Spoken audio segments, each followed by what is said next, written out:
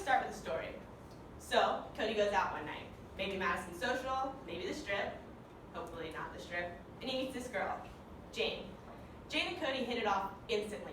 They talk the entire night, so at the end of the night, they decide to exchange numbers.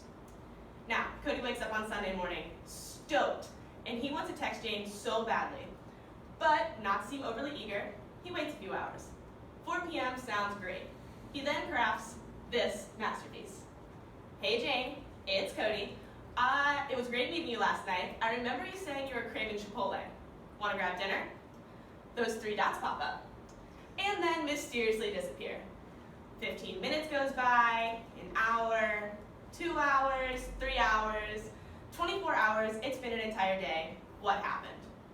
Now, you don't have to raise your hands, but how many of you have been on either side of this conversation? I would hope that most of us, including myself, haven't been a Jane, but unfortunately, I don't think that's the case. Now, I'm willing to admit that as a member of this digital age dating pool, I've had my fair share of failed conversations. So that's why I decided to put down Cosmo magazine and instead pick up some books that are instead researching the current state of modern dating communication. Today I'm going to convince you that not dignifying a response to someone's text is a huge problem that will become an even worse habit. I'm going to talk to you about why you shouldn't go ghost after receiving a text from someone you are casually dating or recently met, to a quick and simple alternative to replace this eerie silent treatment, and also what modern dating might look like if we do or do not start communicating better. First things first, let's start by defining ghosting. Every single day people are going ghost, which means that at any point in a conversation, people are just simply not responding, leaving the other person utterly frustrated, confused, and wondering what in the world went wrong. So let's go back to Jane. Why didn't she answer? Did she drop her phone down the sewer grate? Did she lose it at Madison Social? Did she just completely vanish into thin air? Probably not. There are a million reasons as to why Jane didn't answer. But according to mydomain.com, the 2 main reasons people don't respond are, 1, they realize they weren't interested in the first place, or 2, that they think there's something better out there. And somehow by responding to this one text, they're missing out on another better option. According to Aziz Ansari's research that he did for his novel Modern Romance, there seems to be 3 big approaches to letting someone know that you aren't interested. 1, pretending to be busy forever. 2, saying absolutely nothing. Or 3, being honest. When surveying a group of 150,000 people, people overwhelmingly practice the pretend to be busy forever or say nothing option on others. But when the tables are turned, almost 100% of people would rather someone be honest with them. So, if everyone would rather someone be honest, why do we fail to do this action ourselves? We're one of the first generations to have to deal with this problem. It's not like when our parents were searching for their potential soulmate that they had to sit there waiting for a response after 2 hours and then crafting a text that hopefully gets another response. One woman interviewed by the New York Times had been talking to the same guy for 6 months before he completely disappeared off the face of the earth. She said, "I almost expected. People don't hold themselves accountable anymore because they can hide behind their phones. Complete honesty is no longer present." Every single one of you is a part of this modern dating pool. Is this really what you want the standard to be? Well, going ghost is unfortunately a trend that's on the rise. But hear me out. There's a simple solution. For the very low price of only a few seconds of your time, you can reverse this silent treatment by simply responding. And hopefully after some practice, responding honestly.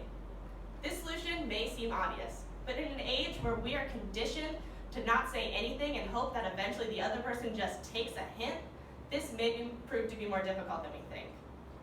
You may say to yourself that you're doing this out of respect for the other person's feelings, but you're really doing it to guard yourself. I mean, it's not as if this person thinks that you didn't see the text. A study done by David A. Ellis discovered that, on average, almost 1/3 of a person's waking hours are spent on their phone. So yes, while they might not have gotten a text from you, they definitely saw that you posted this picture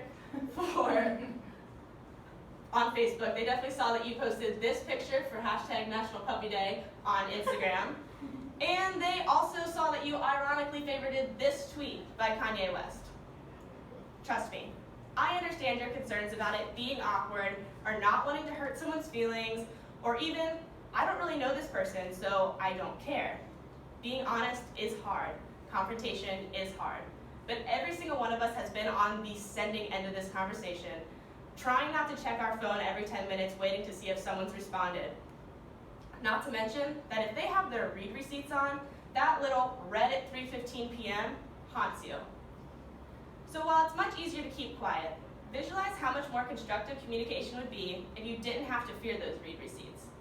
Imagine a world where people texted back, a world where people aren't chronically busy all of a sudden, people didn't just get this text until now anymore, and where people didn't have to wonder if they were tragically, socially awkward, or maybe just not making a connection with that person.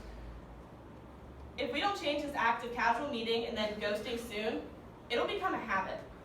We become increasingly desensitized to the act as the time goes on. We accept being ghosted, and therefore we ghost. But let's say we do change, and we live in a world where you decide to text back. A world where, as a whole, we are losing the ability to create candid conversation, and where more text lead to more in-person conversations and dates. People aren't becoming increasingly flaky and dishonest, and they're also not staring at their phone trying to craft the same text for 10 hours. But while it might be too late for all of the people that have already been ghosted, RIP, it's not too late to stop the next person from longingly staring at their phone. Today I informed you on what ghosting is, the one simple step towards fixing this problem, and what the world might look like if we do or do not start communicating better. I know at this point I've said it 1,000 times, but the next time you get a text from someone you're casually dating or recently met, text them back. I'll admit I see myself as a pretty honest person, and even I've gone ghost. But after doing my research and recently being on the receiving end of this ghosting, I've made it a point to not only answer, but to answer honestly. One text won't hurt. And honestly, one dinner date probably isn't going to hurt too much in the long run either. Let's work to change the course of modern dating communication so that this can turn into this.